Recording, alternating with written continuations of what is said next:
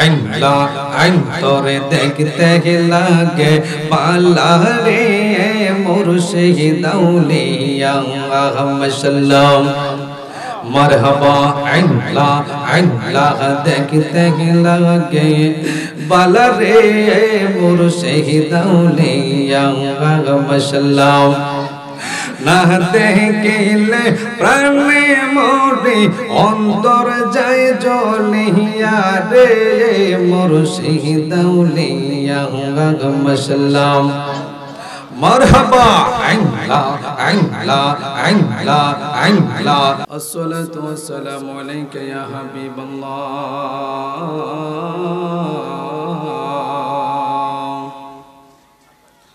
الصلاة والسلام عليك يا شفيع المذنبين الصلاة والسلام عليك يا رحمة للعالمين أرني بجمالك يا رسول الله أرني بجمالك يا حبيب الله الحمد لله رب العالمين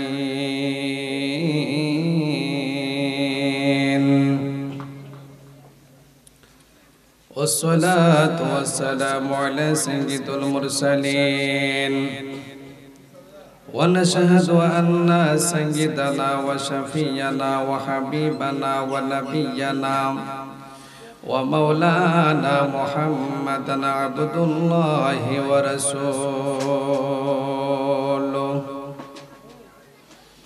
في شأن حبيبه ومعشوقه ومحبوبه مخبرا وآمرا চন্দ্রপুরের আব্বাজিরা একটা জবান বন্ধ রাখবেন না মায়ার সুরে বলেন আল্লাহু আকবার এই পোলাবান একটু জোরে জোরে কই ভাই জোরে কর আল্লাহু আকবার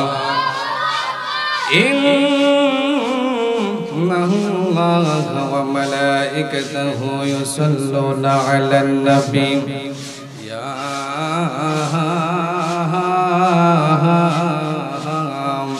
أيها الذين آمنوا صلوا عليه وسلموا تسليما يا اللهم একটু জবানটা গুলো সবাই বলবেন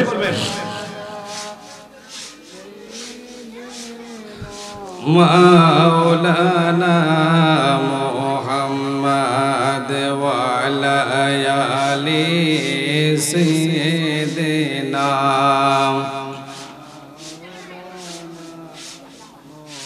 একটু প্রাঞ্জল ভাষায় বলবেন আল্লাহুম্মা সাল্লি আলা مولانا محمد وعلى آله سيدنا ওরে সন্ধ্যা হইলে ডাক দিলে না মোরে প্রাণের বান্ধবরে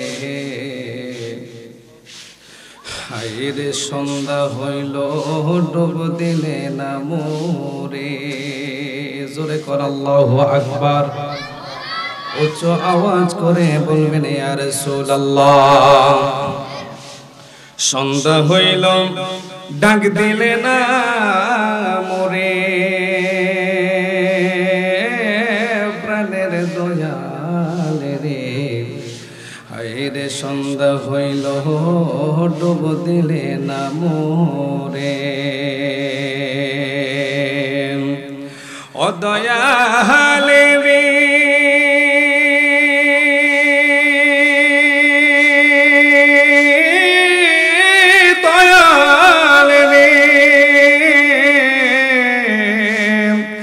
আর পরীক্ষার সময় নাই, খবর দেশে যাইতে চাই। আল্লাহু আকবার বলুন। আর পরীক্ষার সময় নাই, খবর দেশে যাইতে চাই। দুঃখ রইল আমার অন্তরে, দয়াল মুর্শিদের সন্ধ্যা হইল ডাক দিলে না মোরে। আল্লাহুম্মা, একটু জবান খুলে। মাহাদি তুমি কেন বইয়া সবাই রে নে বউ, তুমি নিজে বউ। আওলানা মুহাম্মাদ ওয়া আলা, আপনারা সবাই যদি চেয়ারের মধ্যে বলতে নিচে বইব কে? একটু কষ্ট করে বাবার একটু নিচে আসবেন নি। মাওলানা মুহাম্মদ বলল লা ইলাহা ও লা ইলাহা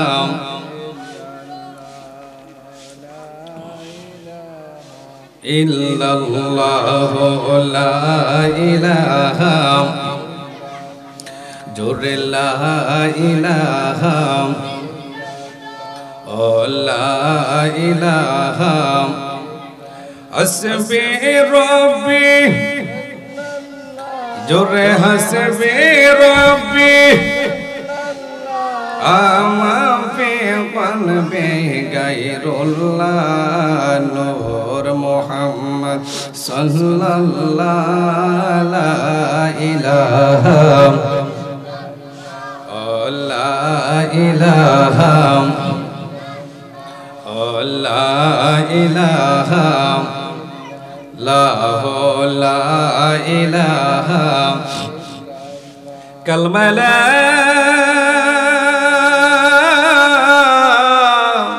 ইলাহা ইল্লাল্লাহু মুহাম্মাদুর রাসূলুল্লাহ সাল্লাল্লাহু আলাইহি ওয়াসাল্লাম।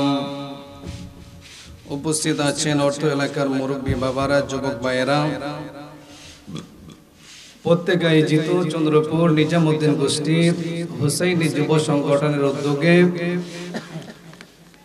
এবং মাওলানা নুরুজ্জামান রহমাতুল্লাহি আলাইহি এর স্মরণে ও কবরবাসীর মাগফিরাতের উদ্দেশ্যে সপ্তম বার্ষিক সুন্নি মহাসম্মেলনের যিনি সভাপতি আছেন, সেনাবাহিনীর অবসরপ্রাপ্ত ও বীর মুক্তিযোদ্ধা জনাব মোহাম্মদ আব্দুল হালিম সাহেব, চন্দ্রপুর নিজামুদ্দিন গোষ্ঠী মৌলভীবাড়ি। আজকের মাহফিলের যিনি সহসভাপতি, আমার মসজিদের সম্মানিত সহসভাপতি, চন্দ্রপুর মধ্যপাড়া কেন্দ্রীয় জামে মসজিদের সহসভাপতি জনাব মোহাম্মদ হাফিজুর রহমান সাহেব, চন্দ্রপুর নিজামুদ্দিন গোষ্ঠী।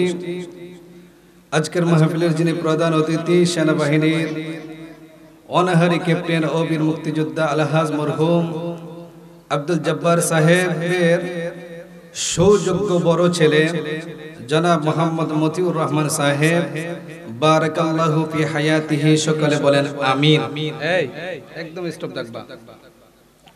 আজকের মাহফিলের যিনি প্রধান অতিথি, আন্তর্জাতিক খ্যাতি সম্পন্ন মুফাসসিরে কুরআন, মুনাজিরে আজম, বাতিলের আতঙ্ক, হযরতুল আল্লাহ মাওলানা জাইনাল আবিদিন আল কাদরি সাহেব, মুদাররিস জামিয়া আহমদিয়া সুন্নিয়া আলিয়া মাদ্রাসা চট্টগ্রাম। আজকের মাহফিলে যিনি প্রধান আকর্ষণ, সুমধুর কণ্ঠের অধিকারী, আশিক রাসূল হযরত মাওলানা মুফতি জুবায়ের আহমেদ ফাতিহি বিন হুসাইনি সাহেব, ব্রাহ্মণবাড়িয়া। এছাড়া আরো আছেন হযরত মাওলানা জহিরুল ইসলাম আন-নাজিরি সাহেব, ইতিপূর্বে যিনি আলোচনা করে গিয়েছেন উস্তাদুল উলামা হযরত মাওলানা মুশাররফ হোসেন সাহেব, চন্দ্রপুর শান্তিনগর জামে মসজিদ। আরো আছেন হযরত মাওলানা কবির আহমদ সাহেব, খলিফা সুতরা দরবার শরীফ।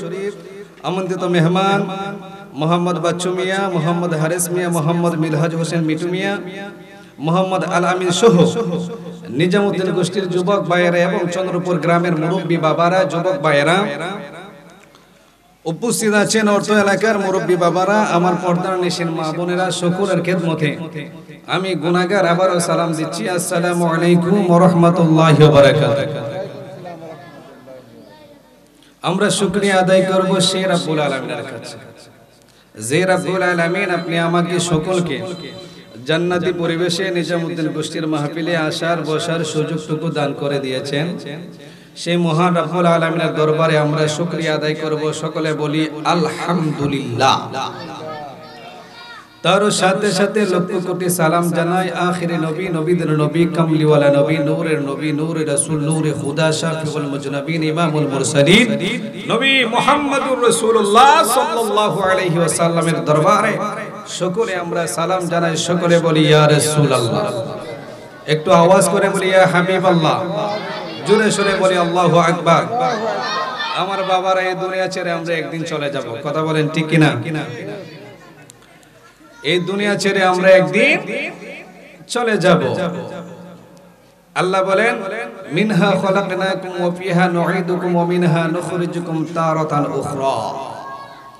আল্লাহ বলেন তোমাদেরকে মাটি থেকে সৃষ্টি করা হয়েছে এবং সময় অনুযায়ী তোমাদেরকে মাটির সাথে মিশিয়ে দেওয়া হবে। মাটির সাথে কি করা হবে? কথা বলেন, মাটির সাথে কি করা হবে? মিশিয়ে দেওয়া হবে। এবং যখন হাসরের ময়দান অনুষ্ঠিত হবে তখন তোমাদেরকে মাটি থেকে তুলে তুলে হাসরের ময়দানে দৌড়াইয়া দৌড়াইয়া উপস্থিত করব। জোরে করে আল্লাহু আকবার। এই ক্ষমতাই পাওয়ার আমার আল্লাহর আছে না নাই? একটু জোরে বলেন আছে না নাই? আল্লাহর ক্ষমতা আছে। তো কবরের জিন্দেগিতে যদি আপনি আমি শান্তি পাইতে হয় তাহলে ঈমান সর্বপ্রথম শর্ত হলো। ঈমান থাকার দরকার আছে না নাই?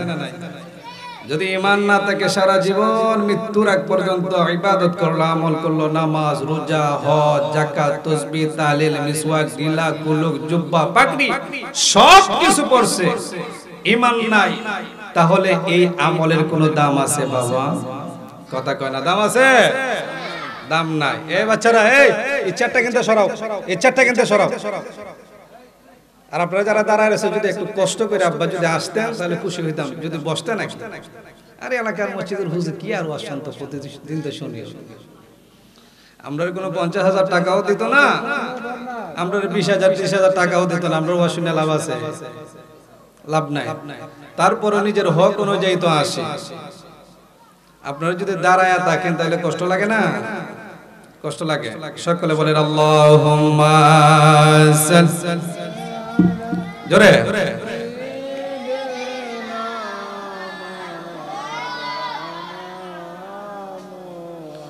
মাদে ওয়ালা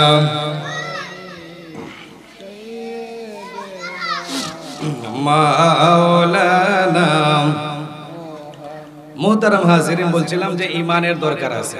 ঈমান যার সঠিক তার মৃত্যু হবে ঈমানের শরীর, তার কবর হবে জান্নাত, তার ফুলসিরাতের ফুল হবে বিজলির চাইতে আরো দ্রুত গতিতে ফুলসিরাতের ফুল পার হয়ে যাবে। কথা বলেন ঠিক কিনা?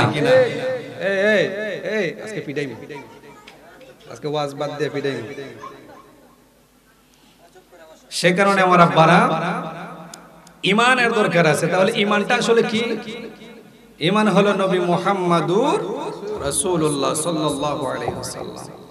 যারা হিন্দু তারাও আল্লাহরে মানে, যারা খ্রিস্টান তারাও আল্লাহ মানে, যারা বুদ্ধ তারাও জানে এক আল্লাহ আছে। কথা বলেন ঠিক কিনা?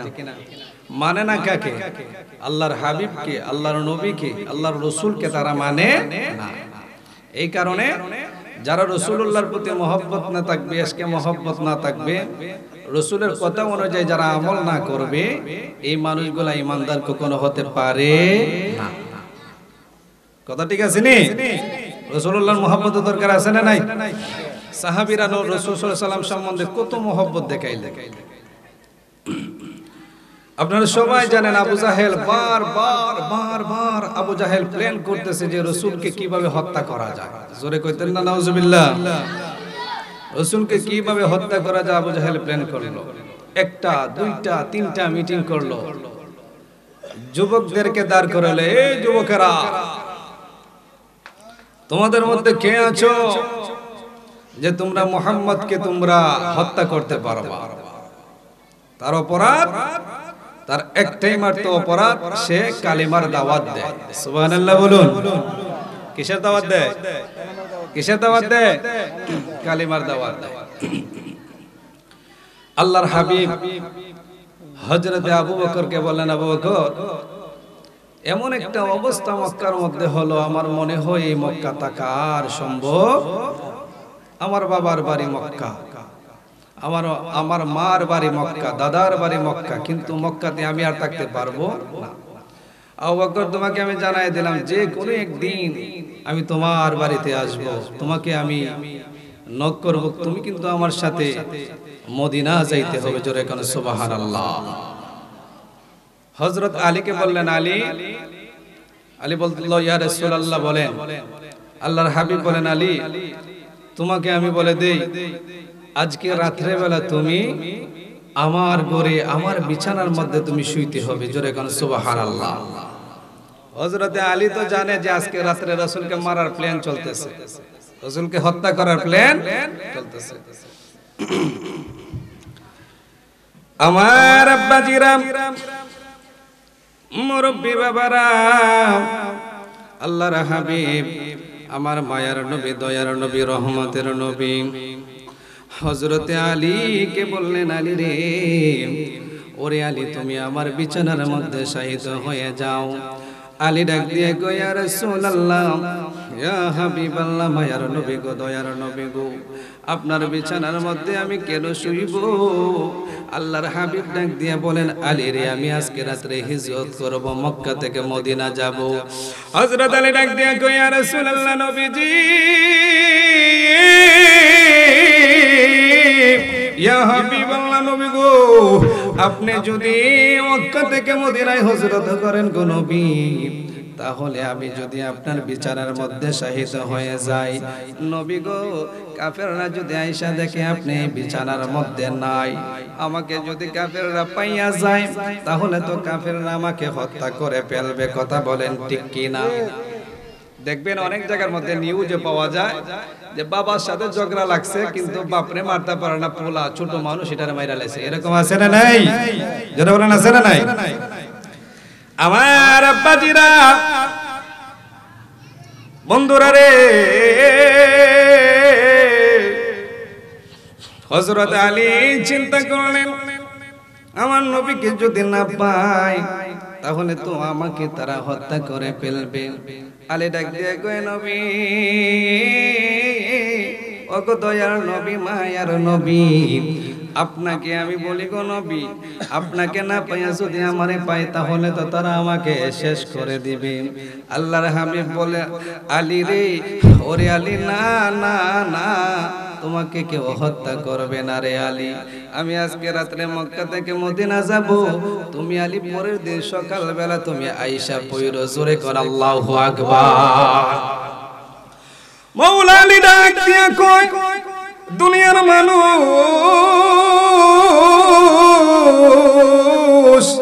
আমার নবী যেহেতু বইলা গেছে, আগামী কালকে সকালবেলা আমি মক্কা থেকে মদিনায় চলে যাব, তাহলে আমার মনে হয় যত কাফেররা আসুক না কেন, আমি আলীকে হত্যা করতে পারবে না। জোরে কর আল্লাহু আকবার। আব্বাজিরা, হযরতে আলী আমার নবীর বিছানার মধ্যে ঘুমাইয়া গেছে। কাফেররা দৌড়াইয়া আসছে আমার নবীর বাড়িতে, হাসিয়া দেখতেছে নবীর বিছানার মধ্যে একজন মানুষ ঘুমাইয়া আছে। কাফেররা মনে করলো, মনে হয় হযরতে আমার নবী রাহমাতুল লিল আলামিন। কাফেররা যখন বিছানাটা সরাইছে, বিছানাটা সরাইয়া দেখি আমার নবী নাই, এই বিছানার মধ্যে হযরতে আলী ঘুমাইয়া রইছে। কাফেররা বলতেছে, আলী রে, ওরে আলী, মুহাম্মদ কই, মুহাম্মদ কই, মুহাম্মদ কই। হযরতে আলী ডাক দিয়া কই, কেন কেন কেন, আমার নবীর দিয়া তোমাদের কি দরকার, তোমরা কি করবা? কাফেররা ডাক দিয়া কই, আজকে আসছি মুহাম্মদকে হত্যা করার জন্য। জোরে কর নাউযুবিল্লাহ। আজকে আসছি ও মুহাম্মদকে হত্যা করার জন্য কেউ নাই রে, আমাদের হাত থেকে মুহাম্মদকে রক্ষা করার জন্য। আলী রে তুমি কিসের জন্য ঘুমাইয়া রইছো? হযরতে আলী কয় আমার নবী নাই, আমার নবীকে যদি তোমরা হত্যা না করতে পারো তাহলে তোমরা কি করতে চাও? কাফেররা ডাক দিয়া কয় আলী রে আলী, নবীকে যদি না পাই তাহলে আমরা তোমাকে হত্যা করে ফেলবো। হযরতে আলী কয় অসুবিধা নাই, অসুবিধা নাই, তোমরা তরবারি ছুরি চালাও, আমার মনে হয় কিয়ামতের আগ পর্যন্ত যদি তোমরা আমার গলায় দিয়া আমার শরীরের মধ্যে তরবারি ছুরি তোমরা চালাও, আমার নবী যেহেতু বইলা গেছে আলী কালকে সকালবেলা মক্কা থেকে মদিনা চলে আইসরি, আমার মনে হয় যতই তোমরা চেষ্টা করো না কেন তোমরা আমাকে হত্যা করতে পারবা না। জোরে করে আল্লাহু আকবার। আমার নবীর কথার মধ্যে কি ভুল আছে? এই কথা বলেন না কেন, ভুল আছে? আল্লাহর হাবিব রাতের অন্ধকারের মধ্যে আল্লাহর নবী হযরতে আবু বকর রাদিয়াল্লাহু তাআলা আনহুর বাড়ির কাছে গেলেন।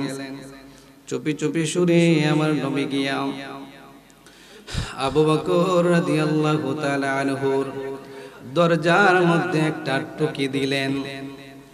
আব্বা জিরা রে, যে মাত্র আমার নবী আবু বকর রাদিয়াল্লাহু তাআলা আনহুর দরজার মধ্যে টুকু দিছে, সঙ্গে সঙ্গে হযরতে আবু বকর সাদ্দাকতা ইয়া রাসূলুল্লাহ বলে একটা চিৎকার মারছে। জোরে কর আল্লাহু আকবার। আল্লাহর হাবিব আমার নবী আশ্চর্য হইয়া জিজ্ঞাসা করেন আবু বকর, এই আবু বকর আজকে থেকে 6 মাস আগে আমি নবী তোমাকে বলছিলাম আবু বকর রে তোমারে লইয়া একদিন আমি মক্কা থেকে মদিনায় যাইব। আবু বকর রে আজকে তো এই গভীর রাত্রে বেলা শীতের কনকনে ঠান্ডার মধ্যে হাজার হাজার লক্ষ লক্ষ মানুষ, মক্কার কত মানুষ আরামের বিছানার মধ্যে ঘুমাইতেছে রে আবু বকর, কিন্তু আমি আসিয়া যখন তোমাকে একটা টুকি দিলাম রে আবু বকর, এই টুকি দেওয়ার কারণে তো তোমার তো ঘুম থেকে ওঠার কথা না রে আবু বকর, কিন্তু তুমি কেমনে এই টুকুটা শোনা মাত্রই তুমি উঠলা? ও আবু বকর আমি তো আস্তে করে টুকা দিয়েছি, কেমনে তুমি শুনতে পারলা? আবু বকর ডাক দিয়ে কয় নবী, নবী গো, জোরে কর আল্লাহু আকবার। আবু বকর ডাক দিয়ে কয় নবী আজকে 6টা মাস হয়ে গেছে রে, 6 মাস আগে আপনি যখন বলছিলেন আবু বকর রে তোমারে লইয়া একদিন আমি হিজরত করব মক্কা থেকে মদিনায়, ইয়া রাসূলুল্লাহ নবীজি কুদার জাতের কসম কে বলে গো নবী দিনের বেলা ঘুমাই নাই, আমার রাসূল যদি আইসা যায় কাফেররা যদি বুঝতে পারে নবী আসছে তাহলে তারা হত্যা করে ফেলবে। রাত্রে বেলা ঘুমাই নাই, কাফেররা যদি বুঝতে পারে আমার নবী আসছে আমাকে নিয়ে হিজরত করবে মদিনায়, তাহলে কাফেররা বুঝে ফেললে হত্যা করে ফেলবে। এই কারণে আজকে 6টা মাস ধরে নবী গো নবী আরামের বিছানার মধ্যে পিঠ লাগাই না গো নবী, না ঘুমাইতে ঘুমাইতে আমার চোখ গুলার আলু নষ্ট হইয়া যাইতেছে গো নবী। জোরে কর আল্লাহু আকবার। আল্লাহর হাবিব বলেন আবু বকর তোমার চেহারার প্রতি আমি তাকায়া দেখতে যে চোখ গোলা মলিন হইয়া রইছে। আবু বকর আজকে 6 মাস ধরে বুঝে তুমি আমি রাসূলের প্রেমে মোহব্বত দেখাইয়া তুমি ঘুমাও নাই। আবু বকর রে, ও আবু বকর আসো আগে আমরা মক্কা থেকে মদিনায় চলে যাই। আবু বকর রেডি হইয়া গেছে। জোরে কোন আল্লাহু আকবার। কতটুকু মোহব্বত দেখেন, 6 মাস ধরে রাসূলুল্লাহর জন্য ঘুমায় না, আর আমরা একটা মাহফিলের মধ্যে আসতে রাজি না। মাহফিলের মধ্যে আসলে আমরা চিন্তা করি যে একটার সময় শেষ হইব না 12টার সময় শেষ হইব, তাবারুকটা কোন সময় দিব। প্রত্যেকটা পোলাপান্তের কাছে গিয়ে জিজ্ঞেস করেন, সবাই কইতে পারবে যে 12টার পরে তাবারুক দিব। কথা বলেন ঠিক কিনা? আল্লাহর হাবিব আবু বকরকে বলেন, আবু বকর চলো চলো রে আবু বকর। হযরতে আবু বকর রাদিয়াল্লাহু তাআলা আনহু রওনা হয়ে গেলেন। আল্লাহর হাবিব যাইতেছেন, আবু বকর আমার নবীর পেছনে পেছনে দৌড়ায়। হঠাৎ করে আল্লাহর হাবিব তাকায়া দেখেন আবু বকর একবার আমার নবীর পাশে আসে, আর একবার আমার নবীর সামনে যায়, একবার সামনে যায় আর একবার পেছনে আসে, একবার ডাইনে যায় আর একবার বামের মধ্যে আসে। এইরকম ভাবে দৌড়াইতে দৌড়াইতে দৌড়াইতে দৌড়াইতে মাইলকে মাইল যাইতেছে রাতের অন্ধকারে। আল্লাহর হাবিব দিয়ে বলেন, আবু বকর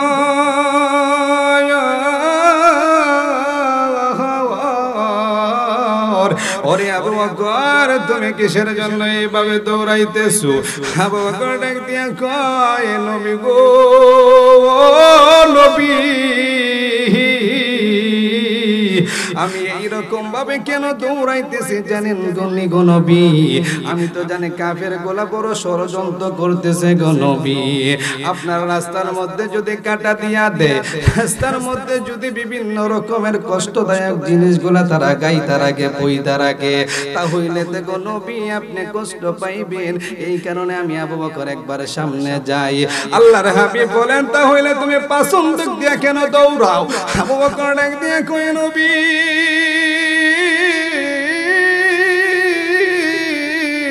পাছন দিয়ে এই কারণে দৌড়াই, রাতের অন্ধকারে যদি কোনো তীর নিক্ষেপ করে কোনো কাফের, তাহলে গো নবী আপনার শরীরে পড়ে যাবে।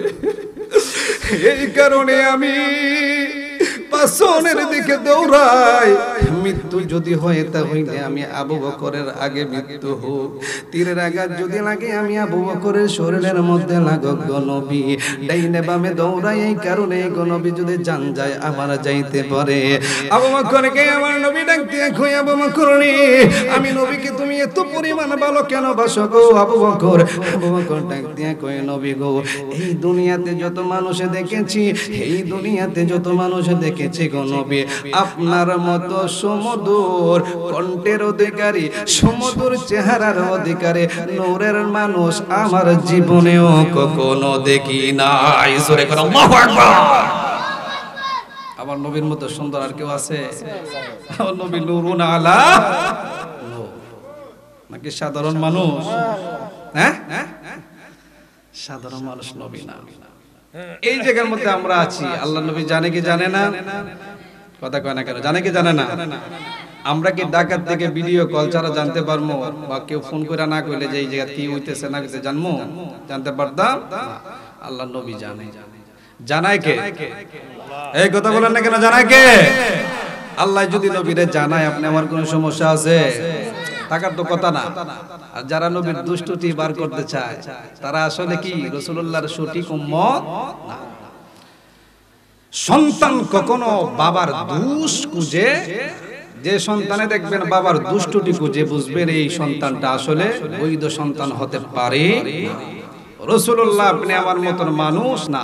যারা বলবে তারাই কাফের, তারাই কাফের, তারাই কাফের। কথা বলেন ঠিক কি না? এতে কোনো সন্দেহ আছে? আমার প্রাণের আব্বাজিরা, মুরব্বি বাবারা, আল্লাহর হাবিব আবু বকরকে নিয়ে রওনা দিলেন মদিনা শরীফের দিকে।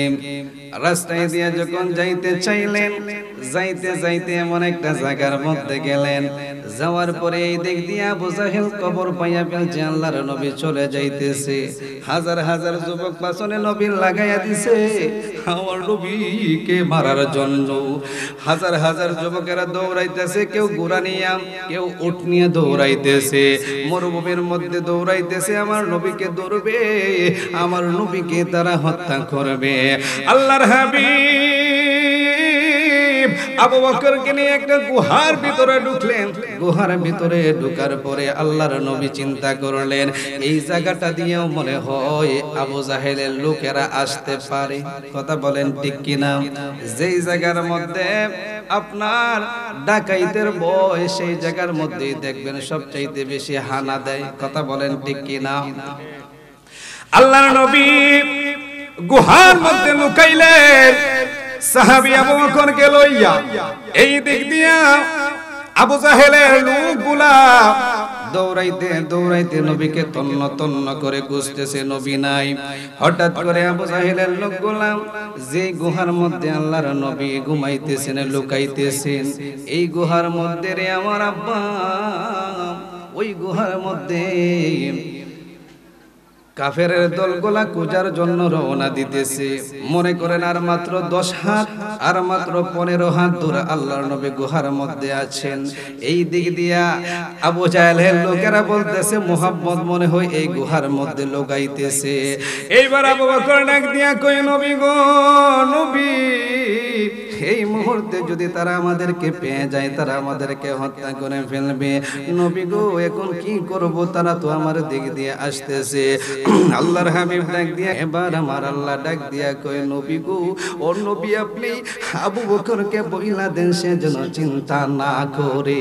আল্লাহর হাবিবকে ডাক দিয়া কয়, হাবিব আমি মাকড়সারে অনুমতি দিছি গো, আপনি নবী যে গুহার মধ্যে বৈশা রইছেন, লুকাইয়া আছেন, এই গুহার উপরের মধ্যে মাকড়সা বাসা বানাইয়া দিব।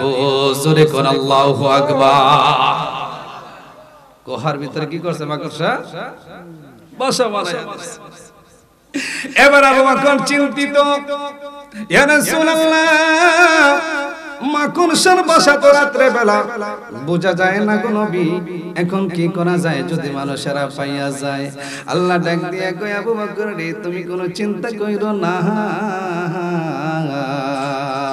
আমি পাখিকে অর্ডার করতেছি, ওই মাকড়সার উপরের মধ্যে জালের মধ্যে বৈশা পাখিরা ডিম দিবে। যেই মাত্র আল্লাহ তাআলা পরিকল্পনা অনুযায়ী কাজ করলেন, কাফেররা দৌড়ে আসছে গুহার পাশের মধ্যে, হাসিয়া দেখতেছে আল্লাহর নবী যে গুহার মধ্যে আছেন। এই গুহার উপরের মধ্যে মাকড়সা একটা বাসা বানাইছে রে আব্বা, এই বাসার উপরের মধ্যে ডিম পাখিগুলা পাইরা দিছে। এবার কাফেররা কয়, না না না, মুহাম্মদ তো এই গুহার ভিতরে থাকতেই পারে না, কারণ তাকাইয়া দেখো এই গুহার উপরের মধ্যে মাকড়সার বাসা আছে, এইটার উপরে ডিম আছে, পাখিরা ডিম পেড়ে গেছে, এইটার মধ্যে থাকতে পারে না। এবার আল্লাহর হাবিব ডাক দিয়া কয়, আবু বকর দেখছো নি রে আবু বকর, আমার আল্লাহ আমার সাথে আছে না নাই? জোরে কর আল্লাহু আকবার। চন্দ্রপুরের আব্বাজিরা রে, আজকে নিজামুদ্দিন গোষ্ঠীর মাহফিলের মধ্যে আমার আল্লাহ আছে না নাই? কথা কয় না আছে না নাই? আমার আল্লাহ দেখেনি, আমার আল্লাহ দেখিনি। আল্লাহ যদি দেখে তাহলে আমরা গুনাহ কেমনে করি? আল্লাহ তো দেখতেছে।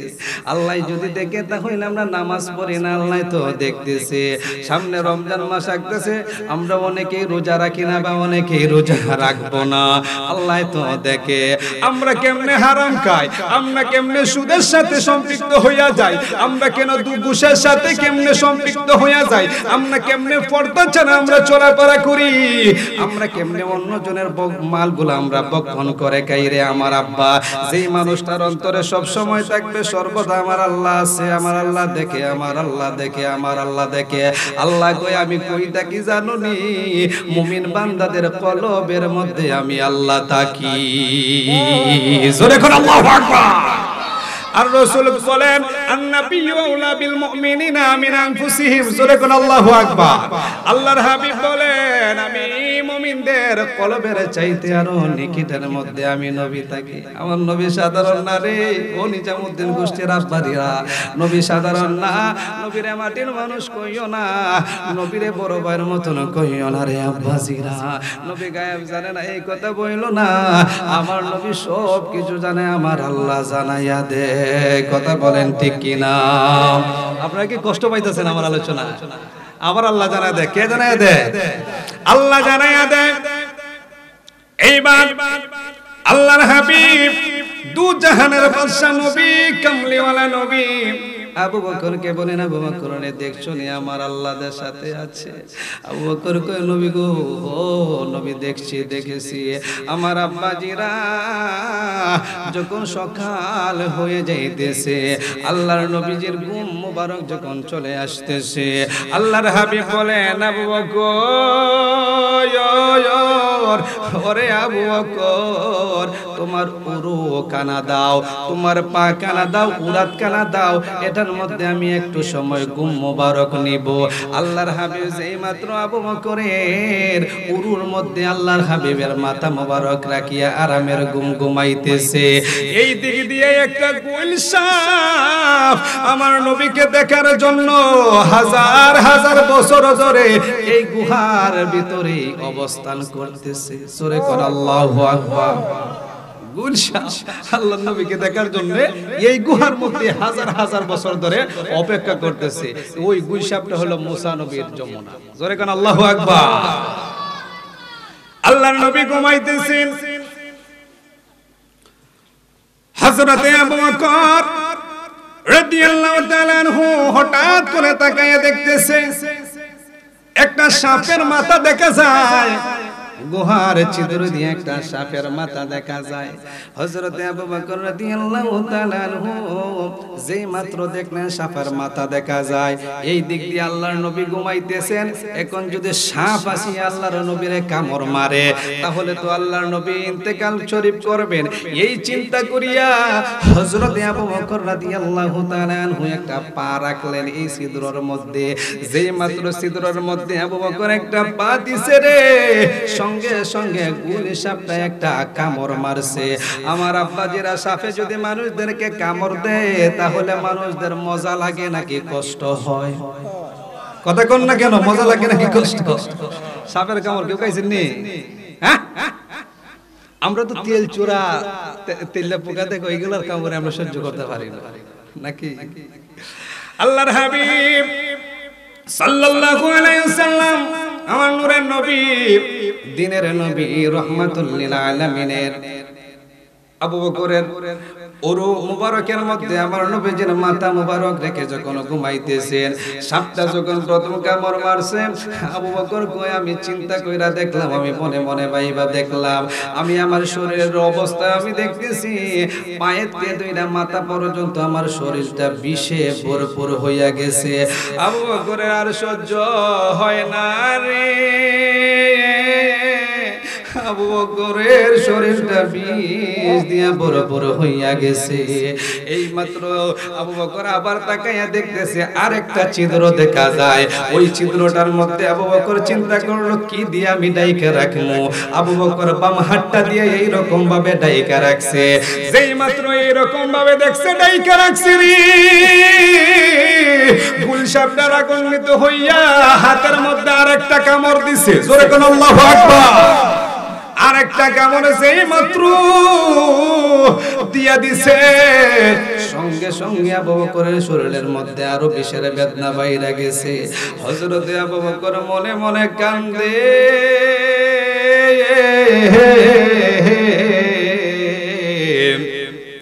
কিন্তু চিন্তা করতেছে, আল্লাহর নবীরে এখন আমি কেমনে ডাক দিয়া সজাগ করি? যদি আমার নবীরে ডাক দেই, আমার নবী এত কষ্ট করছে, নবীর তো ঘুম মোবারকটা ভেঙে যাবে। আর নবীর যদি ঘুম মোবারক ভেঙে যায়, আমার নবী যদি কষ্ট পায় রে, আমি আবু বকরের ইহকাল পরকাল নষ্ট হইয়া যাইবে।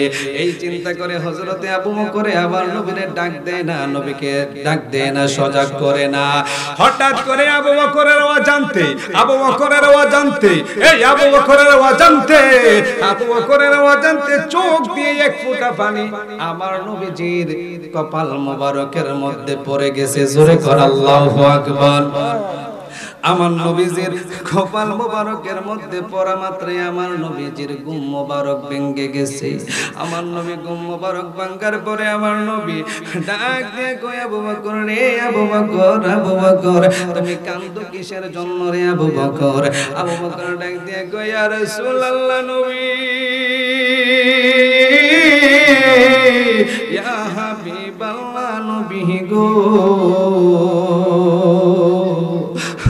কান্দি কিসের জন্য? আপনি একটু তাকায়া দেখেন, ওই যে ছিদ্রটা দেখা যায়, ওই ছিদ্রের ভিতরে একটা গুইসাপ বইসা রয়েছে। আল্লাহর হাবিব ডাক দিয়া কই, আবু বকর, গুইসাপ বইসা রয়েছে, তাতে তোমার সমস্যাটা কি? আবু বকর ডাক দিয়া কই, নবী গো, আপনাকে আমি ডাক দে নাই, আপনি ঘুমাইয়া গেছেন। সাতটা চেষ্টা করছেন আসার জন্য, বের হয়ে যদি আসি, আপনি নবীকে কামড় মাইরা দিত, আপনি নবীকে যদি দংশন করে দিত, তাহলে আপনি তো মইরা যাইতেন। আল্লাহর হাবিব ডাক দিয়ে বলেন, আবু বকর,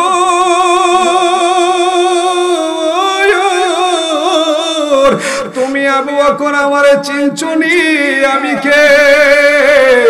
আমি শুধু মানুষের নবী না, আমি জিনের নবী না, আমি তামাম মাখলুকাতের নবী, নবী মুহাম্মদুর রাসূলুল্লাহ সাল্লাল্লাহু। নবী কি শুধু মানুষে? এই কথা কর না কেন? নবী কি শুধু মানুষে? তামাম মাখলুকাতের নবী। আল্লাহ তাআলা যত আছে, যত জায়গা আছে, সমস্ত জায়গার নবী হলো আমার নবী মুহাম্মাদুর রাসূলুল্লাহ। আল্লাহুম্মা সাল্লি, সবাই জোরে জোরে জোরে,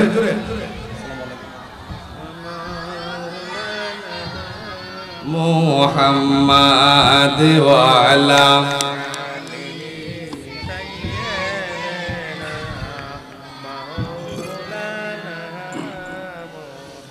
মাদ ওয়া আলা আলিহি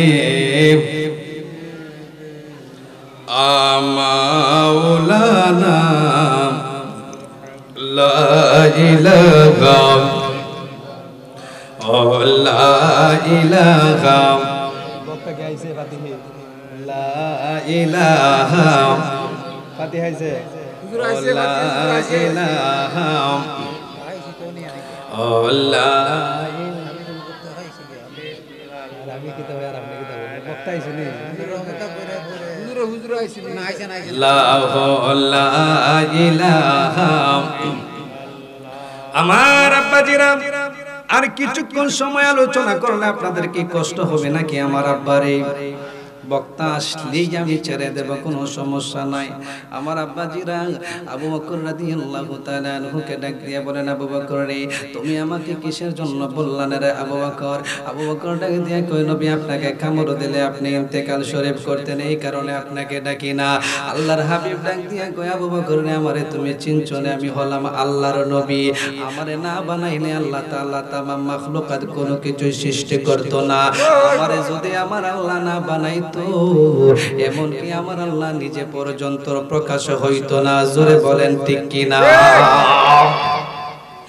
এইবার আল্লাহর হাবিব ডাক দিয়ে বলেন, আবু বকর, ওই আবু বকর, দাও দাও দাও দাও দাও, তোমার পাটা সরায়া পেল, হাতটা তোমার সরায়া পেল, সাপটাকে বলো আমার কাছে আসার জন্য।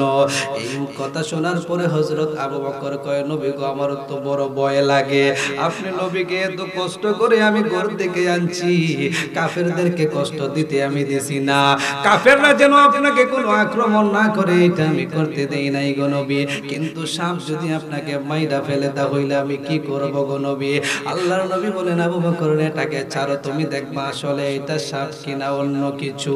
আল্লাহর হাবিব যেই মাত্র বললেন, সাপটা সঙ্গে সঙ্গে গর্ত থেকে বাহির হইয়া আসিয়া আল্লাহর নবীজির দিক দিয়ে আসতেছে। আবু বকর তো ভয়ে কাঁপতেছে রে আব্বাজিরা, চিন্তা করতেছে মোর নবীকে মনে এই মুহূর্তে কামড় মারবে। সাপটা আসিয়া আল্লাহর নবীজির পা মুবারকের মধ্যে একটা চুমু মাইরা দিছে। জোরে কর আল্লাহু আকবার। সঙ্গে সঙ্গে আবু বকর আশ্চর্য হইয়া চিন্তা করছে, মনে হয় নবীরে কামড় মাইরা দিছে।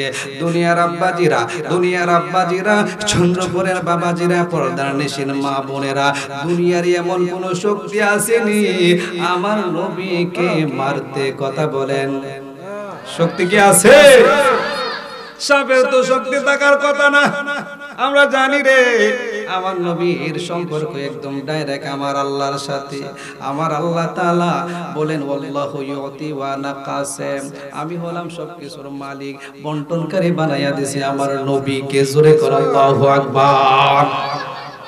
সাপটা আসিয়া যেই মাত্র একটা চুমু মোবারক দিছে, আবু বকর রাদিয়াল্লাহু তাআলা আনহু অবাক হইয়া গেছে।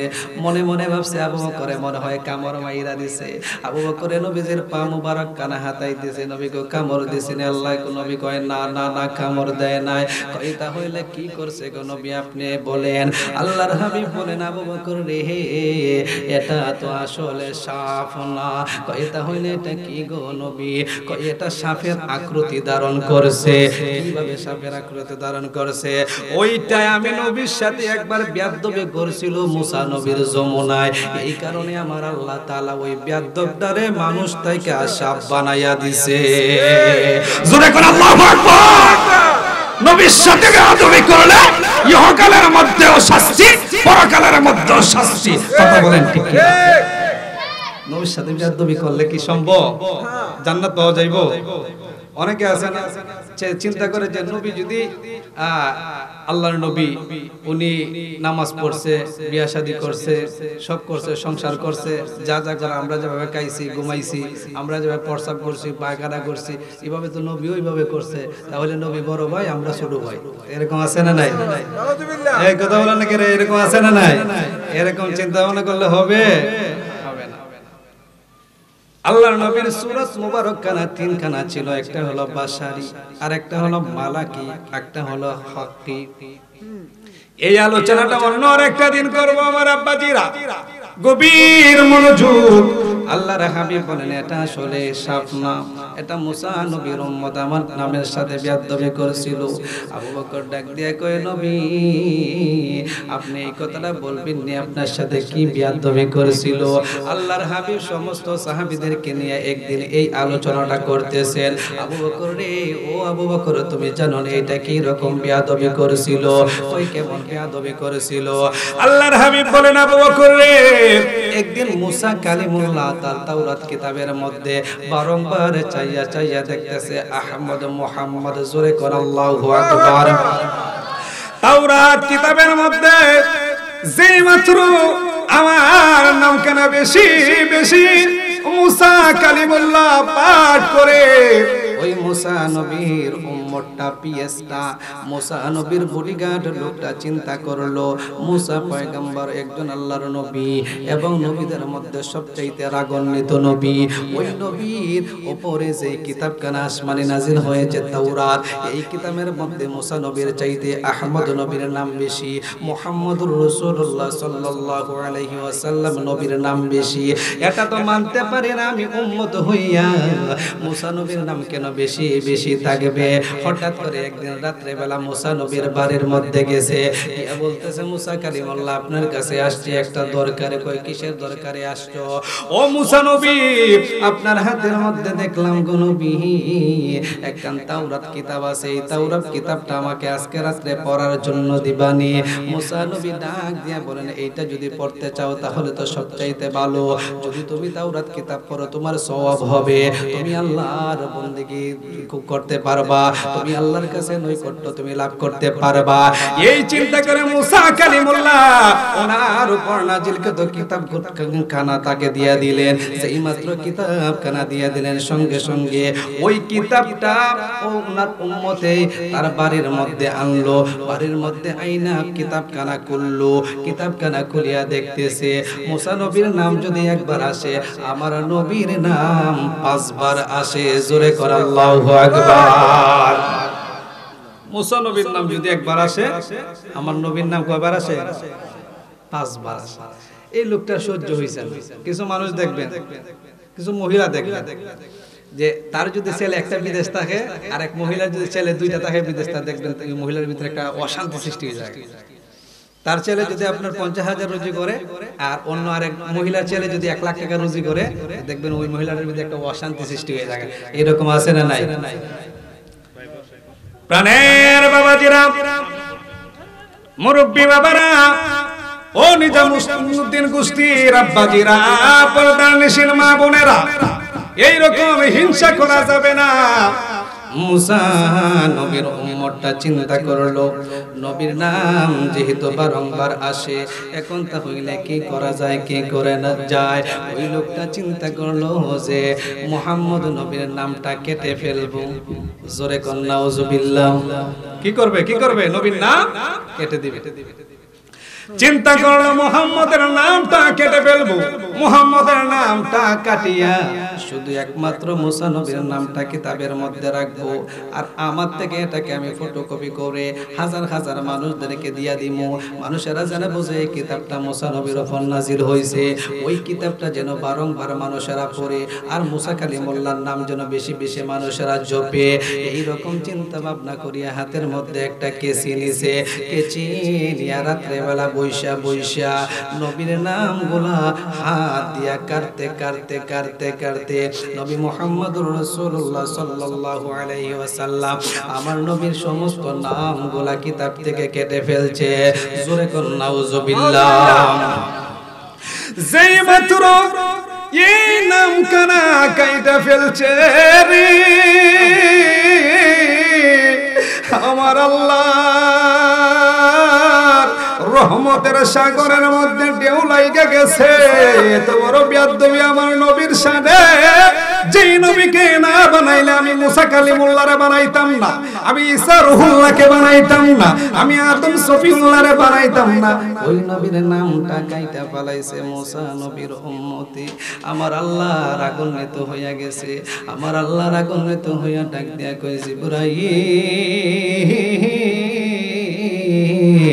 ও জিবরাইল রে, এই মুহূর্তে তুমি ওই বেয়াদবটার কাছে যাও। বেয়াদবটার কাছে যাইয়া ওই বেয়াদবটাকে তুমি এই রকম ভাবে চাইজ করো, যেই রকম ভাবে চাইজ করলে পৃথিবীর ইতিহাসে মানুষেরা কিয়ামত পর্যন্ত ডাক জানবে। এইবার জিবরাইল আমি ডাক দিয়ে কয়, আল্লাহ, ও আল্লাহ গো, এই বেয়াদবটারে কেমনে আমি চাইজ করব আপনি বলেন। আল্লাহ বলেন, যাও, আমি আল্লাহ ঘোষণা করে দিলাম, আজকে থেকে এই বেয়াদবটারে আমি বৈশা বানাইয়া দিলাম। জোরে কর আল্লাহু আকবার। আল্লাহ আল্লাহ আল্লাহ, জোরে জোরে আল্লাহ আল্লাহ, একসাথে জবান খুলে বাবা, জবান খুলে।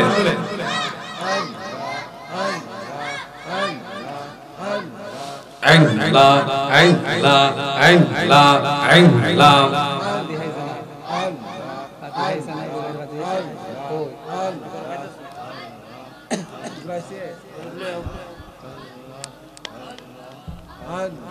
একটু জবানটা খুলে বলেন। হুজুর আসতেছে। আইন লা আইন লা আইন লা আইন লা, জোরে জোরে আইন লা আইন লা আইন লা আইন লা।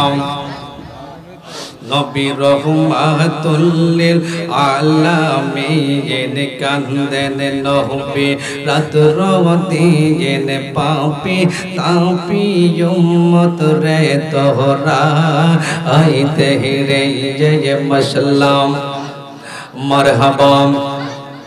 আল্লাহ আল্লাহ রহমাতুল লিল আলামিন কান্দেন নবী রাত রদিন পাপি তাপি উম্মত রে তোহরা আইতে রে জয় মাশাল্লাহ।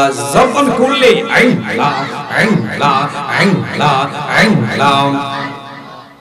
নবী এই দহরাতে আসিয়া 63 বছর কান্দিয়া নবী এই দহরাতে আসিয়া 63 বছর কান্দিয়া এক হলো কান্দেন নবী মদিনাতে নবী রহমাতুল লিল আলামিন কান্দেন নবী রাত রদিন পাপে তাপি উম্মত রে তো রাগাইতে রে জয় মুসলমান জবান খুলে আর জোরে আওয়াজ নাই আইনলা আইনলা আইনলা আইনলা জোরে জোরে আইনলা আইনলা আইনলা আইনলা আইনলা আইনলা আইনলা আইনলা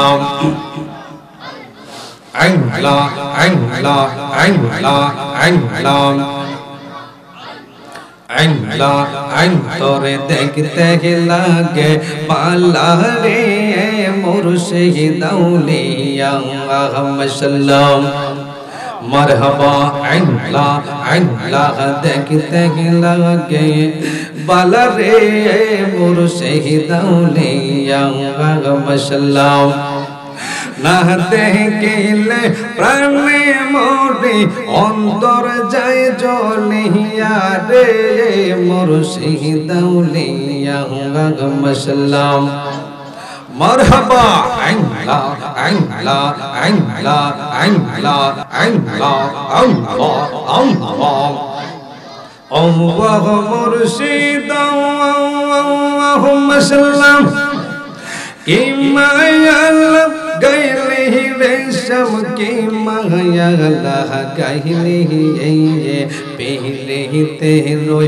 বিশের বটি আমারে কাওয়াইলে মাশাল্লাহ মারহাবা আইনলা আইনলা আইনলা আইনলা কি মায়ালা গাইলে রেশম কি মায়ালা গাইলে পেলে তে রই বিশের বটি আমারে কাওয়াইলে মাশাল্লাহ মারহাবা আই হাই আইনলা আইনলা মোহন নীলে প্রাণ নীলে অন্তর নীলে কারিয়া রে মুর্শিদ আউলিয়া মাশাল্লাহ আইনলা আইনলা আইনলা আইনলা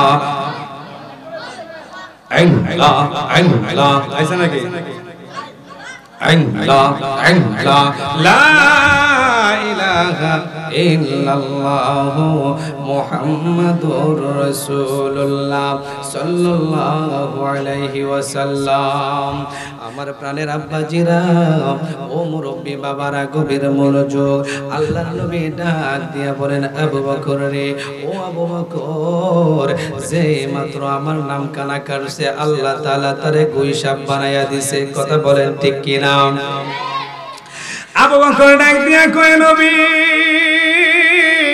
ও মায়ার নবী দয়ার নবী আপনার কাছে আমি জানতে চাই গো নবী আপনার কাছে যখন সাপটা ছিল দেখলাম সাপটা আপনার চোখের দিক দিয়ে তাকাইয়া কি যেন বলতেছে আল্লাহর হাবিব ডাক দিয়ে বলেন আবু বকর রে ওরে আবু বকর তুমি তো সাপের ভাষা বুঝো না আমি রহমাতুল লিল আলামিন তো সাপের ভাষা বুঝি জোরে কর আল্লাহু আকবার ওই সাপটা ডাক দিয়ে বলি ও নবী আপনার সাথে বেয়াদবি করে ফেলছি গো নবী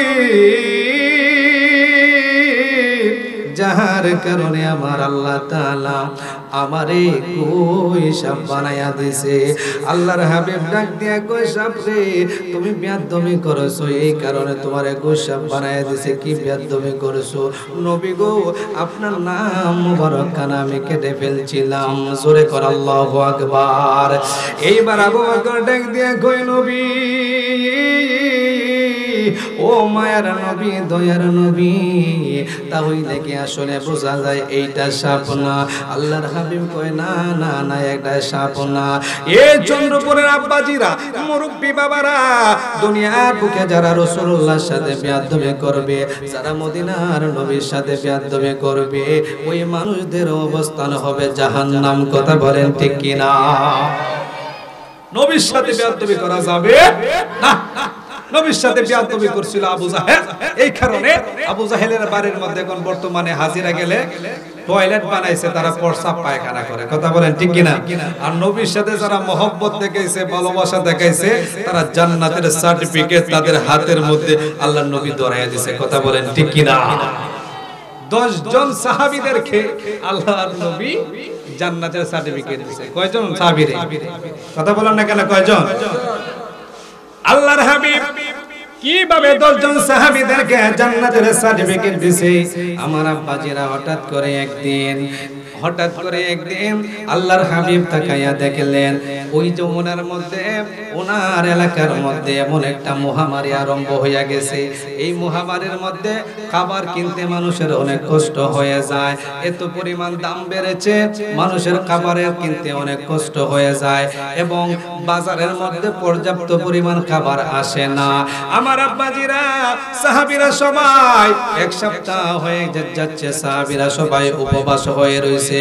হঠাৎ করে একদিন শুনতে পাইল সাহাবীরা অনেকগুলা উটের মধ্যে বোঝার মধ্যে করে আল্লাহর রাসূলের এলাকার মধ্যে কিছু বিদেশি মানুষেরা খাবার নিয়ে আসবে বিক্রি করার জন্য।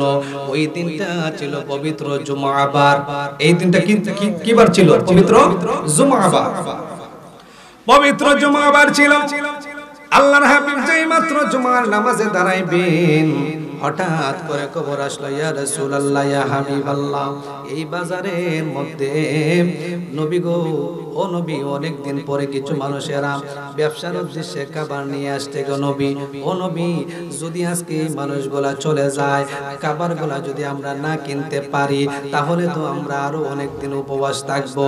আল্লাহর হাবিব চিন্তা করলেন এই দিক দিয়ে নামাজ আরম্ভ হবে। নারায়ে তাকবীর, নারায়ে রিসালাত, নারায়ে